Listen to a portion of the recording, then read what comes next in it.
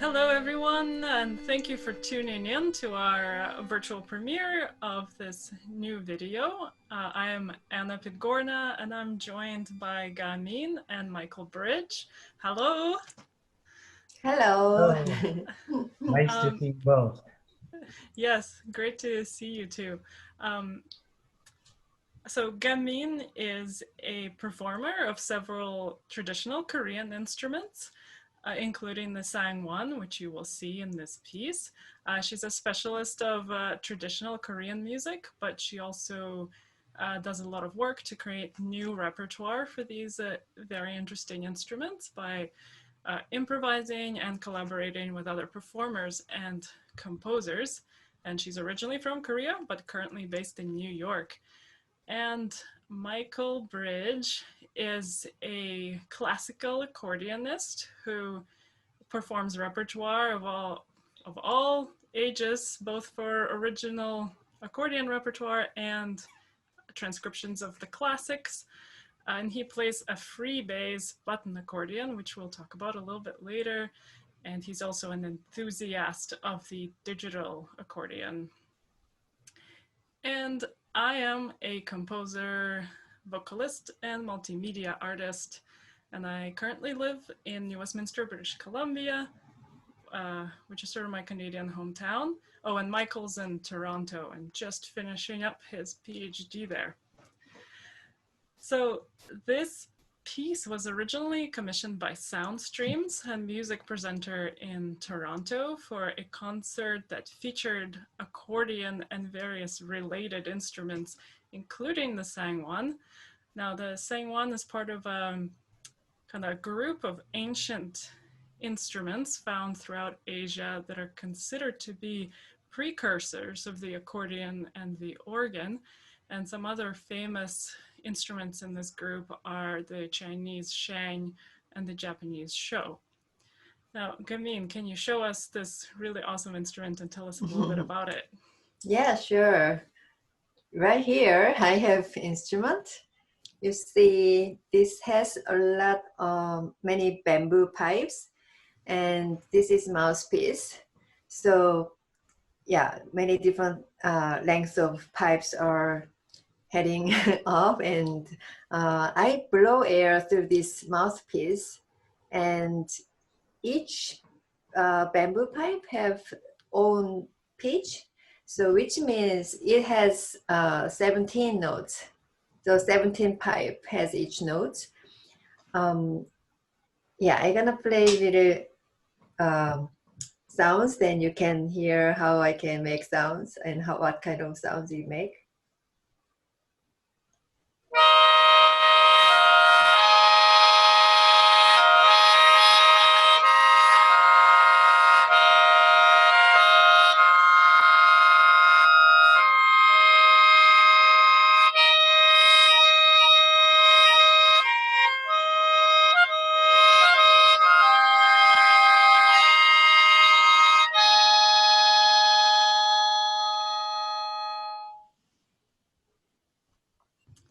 Awesome. Now, so this actually make sounds with inhale and then both exhale. So it's very similar to harmonica, I guess. and it has reeds inside, right? Right. Which is how it's related to the accordion. Accordion also has a whole bunch of reeds inside it, and it doesn't have all of the Western pitches in it, right? No, it's designed for traditional music, so it's based on traditional Korean mode. Right. So when I first saw this instrument, I thought it was just the coolest looking thing, kind of like a floating castle. So I was super excited to write for it. And then Gamin sent me this diagram, and I realized that the pipes were not in order. Right. Because it's designed to play traditional music, so it's arranged for particular combinations of notes that work in that tradition, right? Right. Yeah. So I thought I was doing an amazing job following this diagram, and then I sent Gamin the initial sketches for the piece, and they turned out to be completely unplayable. Oh, that was a funny, a devastating conversation we had over Skype. Right. Right. It was definitely, I think this was the most challenging thing I ever did as a composer, Gamin. So thank you. I'm glad that this is really special experience for you. It was. Yeah. I think it may have been the only time I cried while composing. But it was also an amazing challenge because it's really the kind of instrument where you have to work with its physical structure to make the music playable. You know, and to some extent I think about that with all instruments I write for. You know, for example, with the accordion, I think about the movement of the bellows, and you might think about how much the hand can spread from note to note. But for most Western instruments, as a composer, I don't really have to think about what the hands are doing. And with this one, I had to then sit and actually imagine, you know, what notes might you be reaching? So yeah, it was a super interesting challenge. And Michael, can you tell us a little bit about the free bass accordion and what does that mean? Oh, most definitely.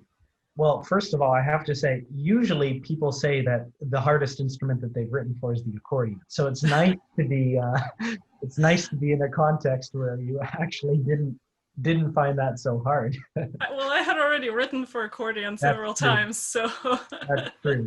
I had that one down. Well, hey, I can show my instrument as well. This is a free bass accordion. It's somewhat heavier, and is related, of course, to the sangwang because of those free vibrating reeds, where thousands of years later you have an instrument that looks like this, the accordion, that is using the same principle still of vibrating reeds inside. And this accordion has 430 reeds inside of it, all of which you have to tune. And they can all go out of tune. And what makes this into a concert accordion is not actually the part that you might think. Most people think that because of these buttons on the right hand, that it's quite different. You can have a piano keyboard or a button keyboard here, and you can have just the same pitches. They're just arranged a little differently. The really big difference, though, is not the right hand, it's the left hand, and you mentioned free bass. So most accordions have what's called stradella bass, which is that typical that bass chord that everybody's heard and associates with accordion. And that has preset chords. So I push one button and you hear 3 pitches. So it activates 3 reeds with one finger. But then by converting it into single notes, which is called free bass, then I have a full range keyboard on the left hand as well as the right hand. Awesome. So because it has full range everywhere, that's something that you used a lot in writing for this piece and in interacting with the sangwang. We had like 3 different lines, sometimes more, going on at the same time. Right, and this features what allows you to play a lot of piano transcriptions too, right? Yes, definitely. Yeah. And you mentioned the difficulty of tuning all the reeds. Gamin, your instrument is also tuned a little bit differently than, you know, the Western scale, and the octaves don't sound like our idea of octaves too. Right. Traditional, tune is different from Western tuning. So this instrument is not exactly same as, Western tune. Yeah, so that was an interesting also feature to work with. So I'm just going to explain a little bit my inspiration for this piece. I really love birds and I watch birds a lot. So I became fascinated with this group of birds called Birds-of-Paradise. And they are these absolutely insane birds with incredible plumage and often very crazy mating displays. So just, the males essentially spend their whole lives perfecting these dances to perform for the females. So I ended up writing kind of three portrait pieces uh, that didn't necessarily use the sounds of the birds so much as kind of imagine what the choreography would sound like. And Gamin played the female bird in this case, and Michael played the male bird, which also makes sense in terms of how the instruments look because the female birds tend to be kind of smaller with more slick plumage, so they can fly more easily. They're more versatile. So Gamin's instrument is a lot more portable, whereas the male birds tend to have so much feathers and just like sometimes really crazy plumage that makes it difficult for them to move even. Um, and the accordion is incredibly heavy and a little bit cumbersome, so that made sense too. So I just wanted to ask Gamin, what was it like for you learning this piece? I mean, I'd imagine it was pretty different than playing traditional repertoire. Absolutely, it is very different from traditional, music. What I really enjoyed and was challenging was this piece. When we premiered this piece, Anna wanted me to move and play, section by section in different positions. So I remember we put many music stands from the backside of audience and middle of the audience and a few spots on a stage. So yeah, so those different location movings and also I played some kind of percussive sounds with my foot. So that one is really enjoyable and challenging to do.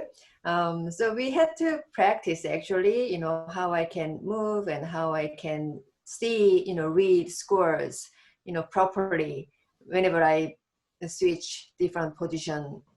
Also how, what kind of percussion sounds would be better, with how I move my foot, so those things were very interesting and really fun and also challenging. Well, you did an awesome job with it. And Michael, this must have been one of the strangest instruments you ever had to perform with. What was that like? It was wonderful. It was both uh, far away in terms of some things like the scale and the intonation of the sangwang, as we already discussed, which is unlike modern Western instruments, which is mostly what I play with, of course. But there is a very wonderful way that the tones blend between the instruments because they are using the same method of sound production. So it's both different, but it also really works.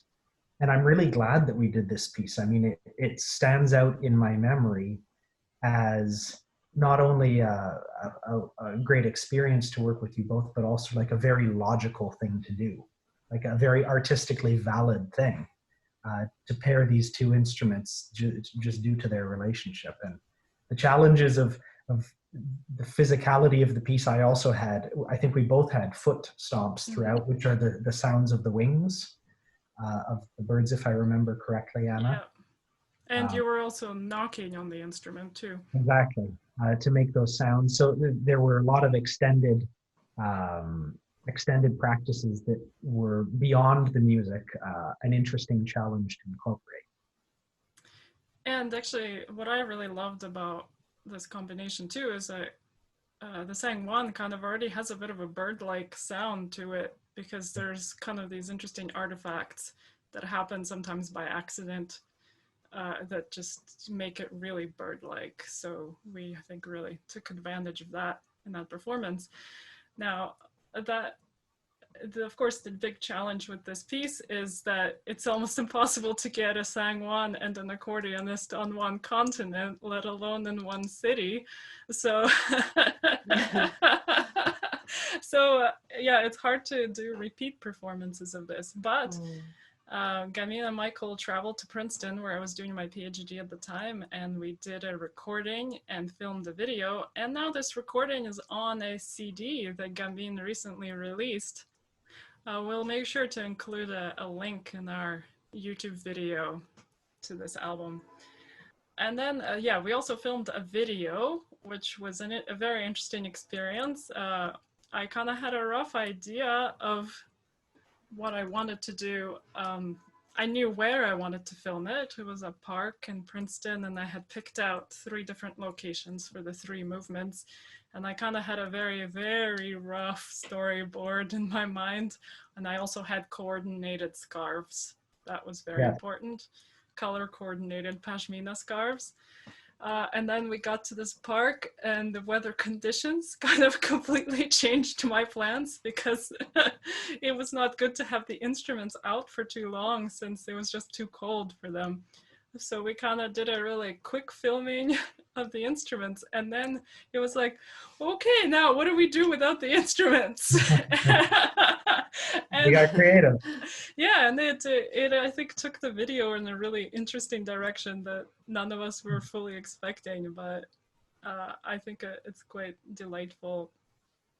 What was your experience with the video shoot, Michael? It was unique, as you said. It was actually, funnily enough, not my first time being with my instrument in nature in a park. I had done one video with digital accordion on a frozen lake in winter. Oh, wow. And I used an old digital accordion for that, because that truly was a blizzard. I think it was about early October or November maybe when we filmed this.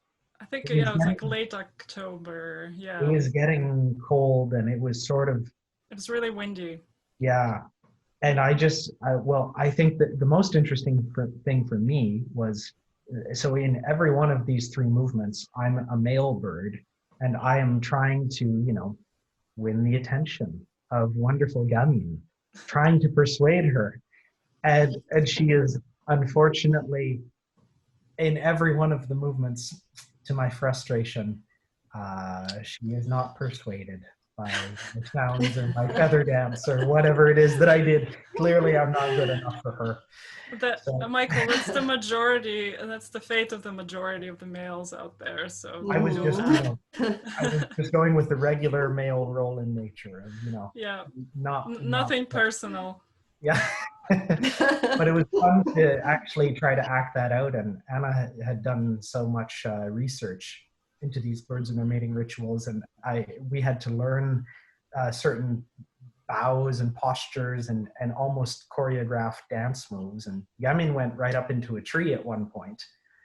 And it was just wonderful to try to become the birds. And that's not something that I learned in first year music school, let me put it that way. Right. So, it was a stretch in that way too. It was beautiful.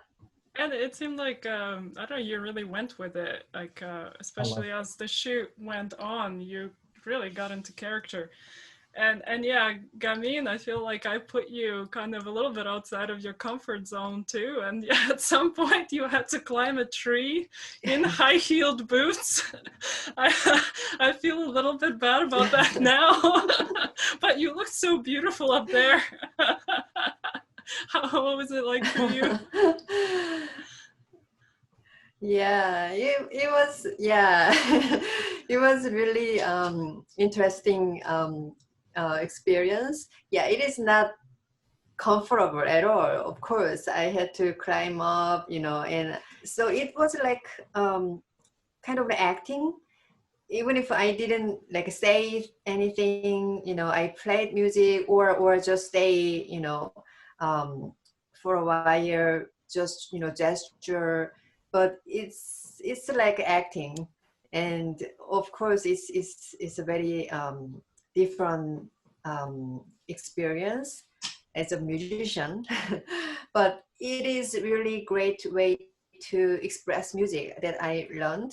Um, Music is very abstract, and we can imagine whatever we think. So this is a really great way to express music, and I really enjoy it. And I was very happy to see her video after we finish filming. Yeah, when I finally got around to editing it, I'm a horrible procrastinator, apparently. It's been many years in the making, this project of the century. So I'm The glad. result is beautiful. Well, thank you. I'm glad it's finally come together, and I'm super grateful to you two for, first of all, for traveling to Princeton to do it, and for being open to try something different and really go out of your comfort zone. That was really great. All right, well, let's wrap this up and get to the actual video. Thank you so much for joining me here, and I hope you enjoy the video, and say hi in the live chat. Send us comments if you feel so inspired. Thank you, everyone.